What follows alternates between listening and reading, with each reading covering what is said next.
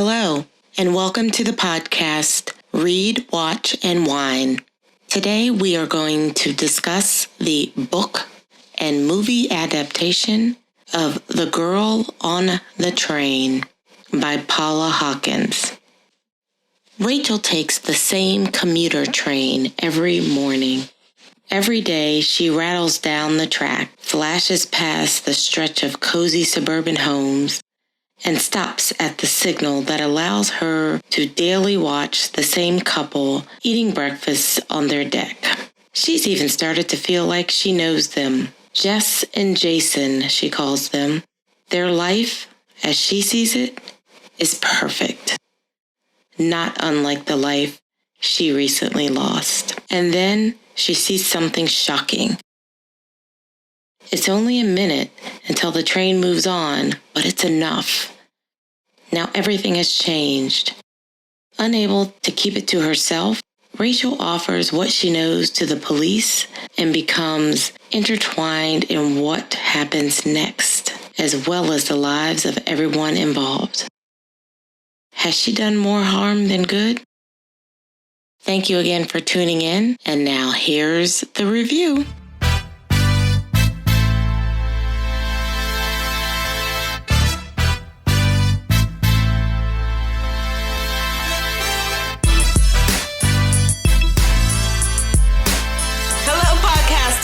Hey. Welcome to our podcast. It's called Read, Watch, and Wine.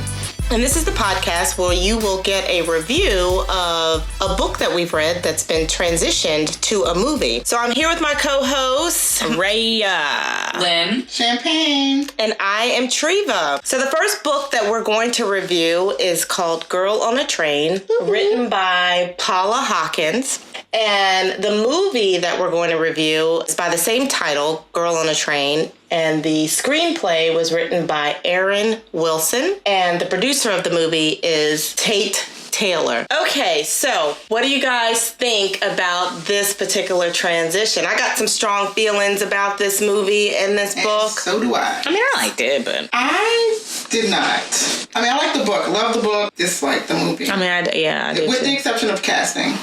Yeah. I did like the casting for this. It was excellent casting. But the transition was absolutely horrible. They left out so much. I felt like the book was completely rushed and slow at the same time. I know it sounds weird, but... No, I mean... Yeah, that does sound weird. I have really strong feelings about it because I like the book. I mean, I wasn't like crazy about the book, but I did like the storyline in the book. But the movie was so slow and so boring and so much time of her looking out of that train window, and there just wasn't a lot of head talk. So sometimes you just didn't even know what was going on, and it just left a lot of time for us to try to figure out what the heck was going on. See, I like that because we were able to put ourselves in her position to think about what she could possibly be thinking about, how much of a train wreck her life is, and how I wish it was this. No, you have to have some kind of imagination when you're watching movies. I just thought it was nice. I mean, you're riding, you're watching the scenery. But I feel like if I didn't read the book first, I would not know what was going on. It took me so long to understand that she was even drunk half the time, except the part when she was really drunk, sitting beside the lady. I agree with you. They allude to it. They didn't want to point it out, but they wanted to actually make it seem like she already had some things going on. But then when you thought about the earlier scenes, oh yeah, she was drunk, and that was why she had her head tilted to the side on the glass and was staring. Yeah, but how do you know that? Watching imagination. You don't know it, but I need to know it. I have to know it. You can use your own imagination. No, not when you go to the movie. They gotta tell you. Tell me what you thinking because I don't know something good. So, Girl on the Train. Yeah, always say Raya in her commentary. So you didn't really know who the man and woman was that she was staring at the entire time. You had no idea for the longest, I feel. Right. Because in the book, it tells you exactly what their names are, what names that she made up for them. You know what I'm saying? Like, you didn't know that at first. But I didn't really know how crazy she was. But I think that's the point of the movie. Like, they're making you... I mean, the movie has to keep you going, thinking, trying to figure it out. If they told you right up front, then it's kind of like, boom, okay, we're already here, and we know what's going to happen. But the fact that you had to think about... Like, you're watching the movie movie trying to figure out, okay, what is this? What is she doing? What's going on? It made you think. But you don't know whether she know these people. That's why she's watching them. That's why it's so intriguing. That's the point. That's why I fell asleep in the movie, because it was boring. Well, when you woke up, you were Wait, was that entertained. you snoring? Yeah, that was actually me snoring. It was a snoozer. The one thing I will say that it was an interesting tie of how both Rachel and then Megan, and when both in the book and in the movie, when they talked about some of the things that they were thinking, they all tied like the train to their sort of getaway. Like Rachel was a fantasy world for her. Megan talked about how she liked to listen to the train and it took her away from what was going on with her life. So it was like this connection, like the train was a freedom ride. Oh, it's a freedom ride. I don't know about that. I'm telling you, I was like, oh wow, they both connected with this train, and it was a way that they kind of reached each other, and I don't know. Otherwise, I did not sense that at all. I'm sorry. Did you read the book? But I liked Rachel. Every page because I could quote to you what they said. Did you like Rachel? But at the same time, I love the character. Me too. Yeah, but for Megan, when she went to the therapy sessions and she was talking about how lost she is and how she feels like she's in this robotic world where she's not really there because of her past trauma with her baby dying in the bathtub. Oh, that was so sad. I know. I loved how that was expressed though in the movie because you really didn't get to see her or feel her being lost as she was in the book. But in the movie, you really got to see how lost mentally she was when she was staring at the ceiling as she was talking. But then also the visual of her falling asleep in the tub, all that was just that was devastating. But I do like how they gave Rachel a voice to see her staring out the window on the train, thinking about all the horrible things that were going on in her life, but then also show the converse of Megan going through her issues in the therapy office, talking to the therapist about all of her issues. Right. So these two girls, that even though Rachel was fantasizing that Megan was somebody else, she finally realized that like they're similar in ways, or I'm sorry, we got to realize that they're similar in ways, but living two different lives. Right. Yeah, I guess. It was still boring. I hated the movie. Right. All I remember is the train tracks, right? And on top of that, they didn't stay with the book being in London and then the actual movie was in New York. Why? Yeah, I hated that. I hate that they did not keep it in London. Me too. It may have to do with money or something. I don't know. It could have been. Well, I'm gonna need you to tell me at least. Follow or build a set.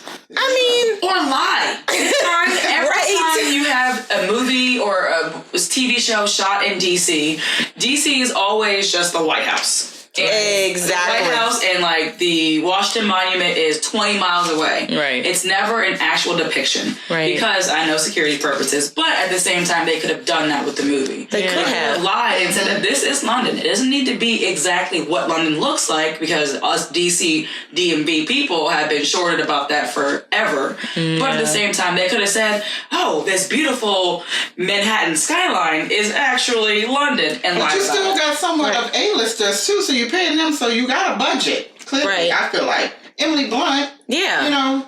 And Justin or Tom Watson's character. Yeah, you're absolutely right. They did have some A-list actors in there. So that's a good segue to talk about the casting.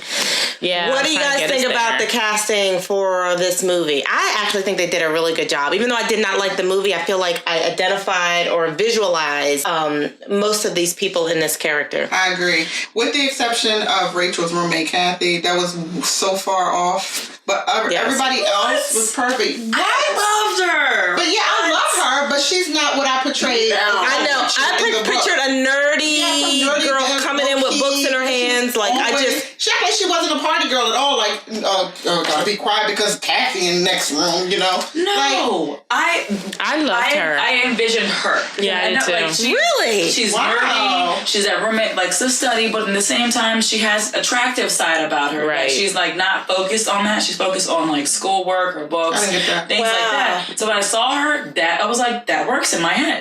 I think just because I really know her from Orange is the New Black, I couldn't get that character out of my head. That plays a part. So it was really hard for me to see that Kathy playing in that role.